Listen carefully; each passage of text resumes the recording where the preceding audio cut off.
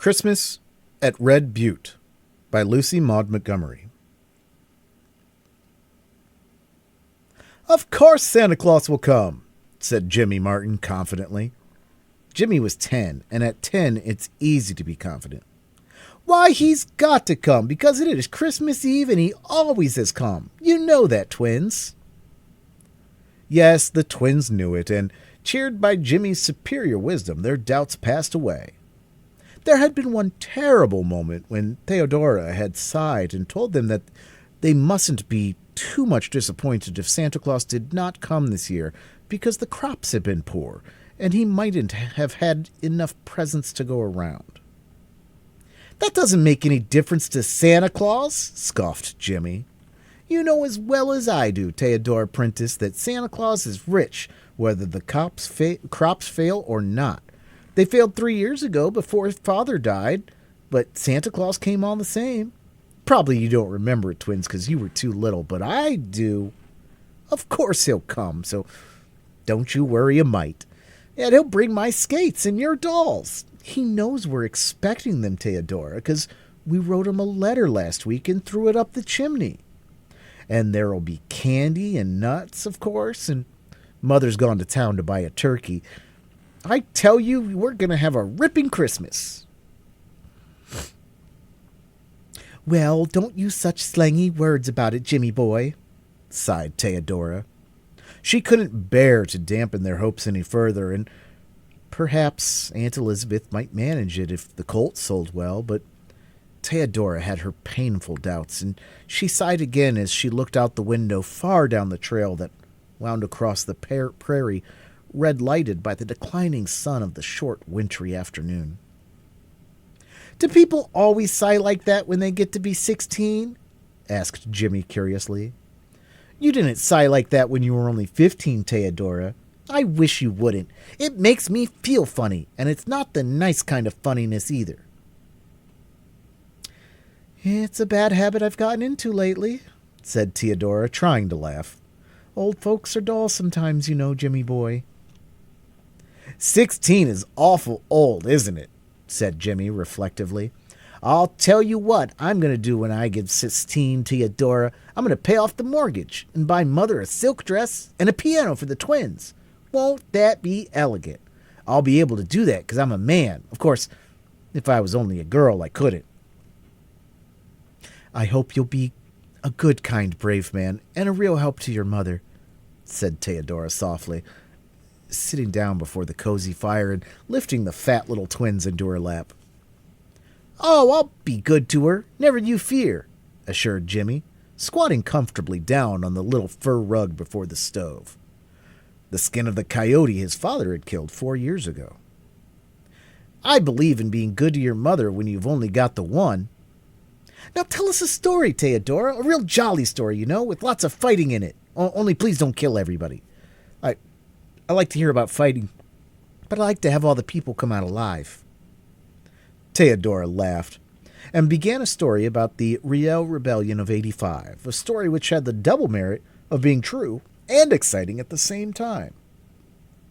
It was quite dark when she finished, and the twins were nodding, but Jimmy's eyes were wide open and sparkling.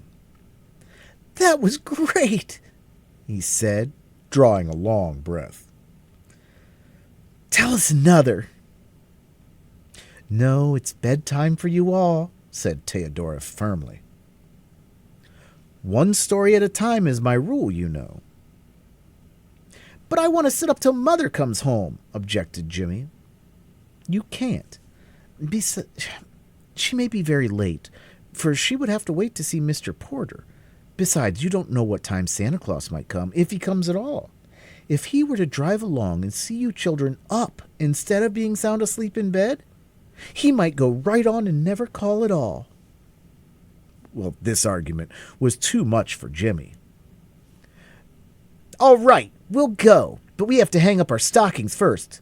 Twins, get yours."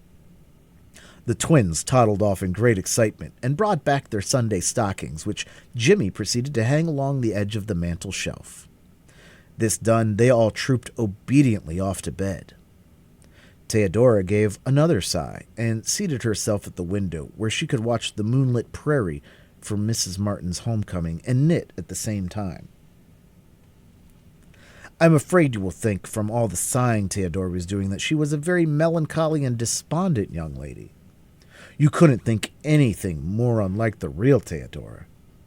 She was the jolliest, bravest girl of 16 in all Saskatchewan, and her shining brown eyes and rosy dimpled cheeks would have told you.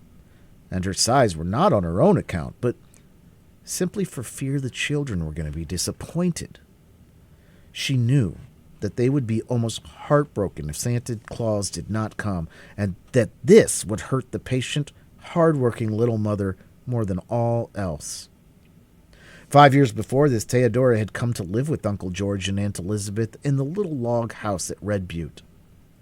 Her own mother had just died, and Theodora had only her big brother Donald left, and Donald had Klondike fever. The Martins were poor, but they had gladly made room for their little niece, and Theodora had lived there ever since, her aunt's right-hand girl and the beloved playmate of the children. They had been very happy until Uncle George's death 2 years before this Christmas Eve. But since then there had been the hardest times in the little log house, and though Mrs. Martin and Theodora did their best, it was a woefully hard task to make both ends meet, especially this year when their crops had been poor. Theodora and her aunt had made every sacrifice possible for the children's sake, and at least Jimmy and the twins had not felt the pinch very severely yet. At 7, Mrs. Martin's bells jingled at the door, and Theodora flew out. "Go right in and get warm, Auntie," she said briskly. "I'll take Ned away and unharness him." "It's a bitterly cold night," said Mrs. Martin wearily. There was a note of discouragement in her voice that struck dismay to Theodora's heart. "I'm afraid it means no Christmas for the children tomorrow," she thought sadly, as she led Ned away to the stable. When she returned to the kitchen, Mrs. Martin was sitting by the fire, her face in her chilled hand, sobbing convulsively. "Auntie, oh, Auntie, don't!" exclaimed Theodora impulsively. It was such a rare thing to see her plucky, resolute little aunt in tears. "You're cold and tired. I'll have a nice cup of tea for you in a trice."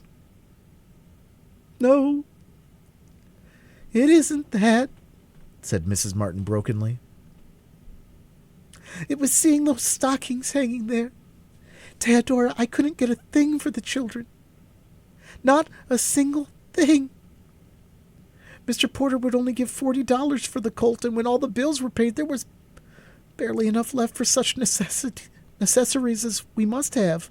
I suppose I ought to feel thankful I could get those, but the thought of the children's disappointment tomorrow is more than I can bear. It would have been better to have told them long ago, but I kept building on getting more for the colt. Well, it's weak and foolish to give away like this. We'd better both take a cup of tea and go to bed. It will save fuel." When Theodora went up to her little room, her face was very thoughtful. She took a small box from her table and carried it to the window. In it was a very pretty little gold locket hung on a narrow blue ribbon. Theodora held it tenderly in her fingers and looked out over the moonlit prairie with a very sober face. Could she give up her dear locket, the locket Donald had given her just before he started for the Klondike? She had never thought she could do such a thing. It was almost the only thing she had to remind her of Donald. Handsome, merry, impulsive, warm-hearted Donald, who had gone away 4 years ago with a smile on his bonny face and splendid hope in his heart. "Here's a locket for you, gift of God," he said gaily.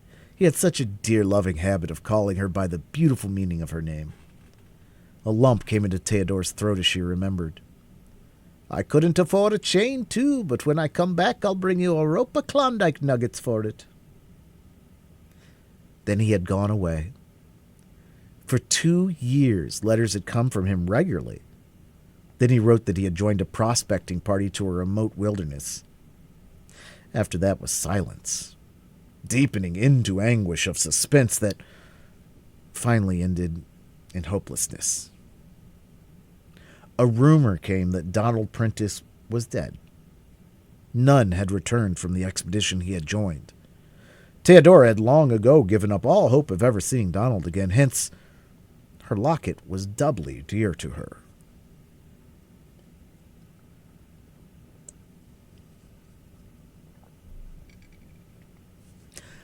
But Aunt Elizabeth had always been so good and loving and kind to her. Could she not make the sacrifice for her sake? Yes, she could and would. Theodora flung up her head with a gesture that meant decision. She took out the locket, the bits of hair, her mother and Donald's, which it contained. Perhaps a tear or two fell as she did so, and then hastily donned her warmest cap and wraps. It was only 3 miles to Spencer. She could easily walk it in an hour, and, as it was Christmas Eve, the shops would be open late. She must walk, for Ned could not be taken out again, and the mare's foot was sore. Besides, Aunt Elizabeth must not know until it was done. As stealthily as if she were bound for some nefarious errand, Theodora slipped downstairs and out of the house. The next morning she was hurrying along the trail in the moonlight. The great dazzling prairie was around her, the mystery and splendor of the northern night all about her. It was very calm and cold, but Theodora walked so briskly that she kept warm. The trail from Red Butte to Spencer was a lonely one. Mr. Lurgan's house, halfway to town, was the only dwelling on it. When Theodora reached Spencer, she made her way at once to the only jewelry store the little town contained.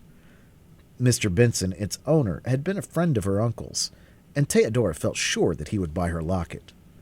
Nevertheless, her heart beat quickly, and her breath came and went uncomfortably fast as she went in. Suppose he wouldn't buy it?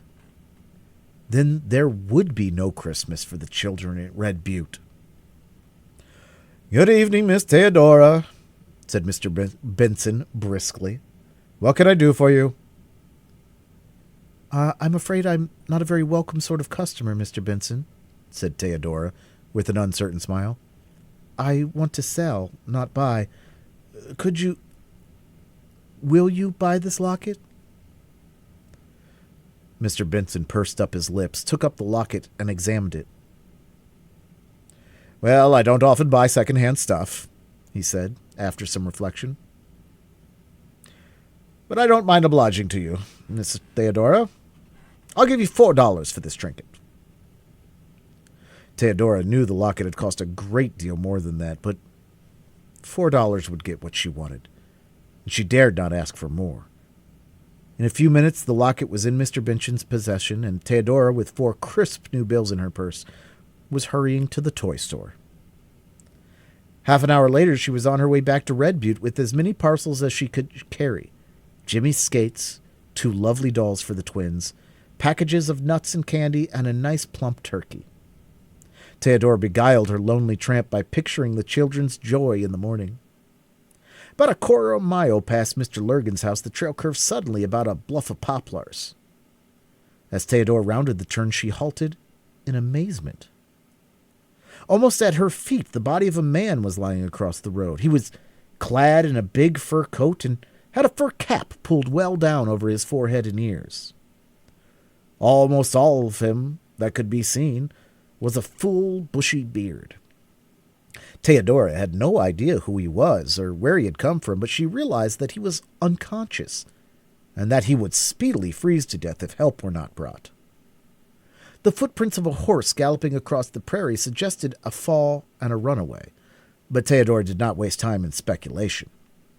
She ran back at full speed to Mr. Lurgan's and roused the household. In a few minutes, Mr. Lurgan and his son had hitched a horse to a wood sleigh and hurried down the trail to the unfortunate man. Theodora, knowing that her assistance was not needed and that she ought to get home as quickly as possible, went on her way as soon as she had seen the stranger in safe keeping. When she reached the little log house, she crept in, cautiously put the children's gift in their stockings, placed the turkey on the table where Aunt Elizabeth would see it first thing in the morning, and then slipped off to bed. Oh, very weary, but very happy girl. The joy that reigned in the little log house the next day more than repaid Theodora for her sacrifice.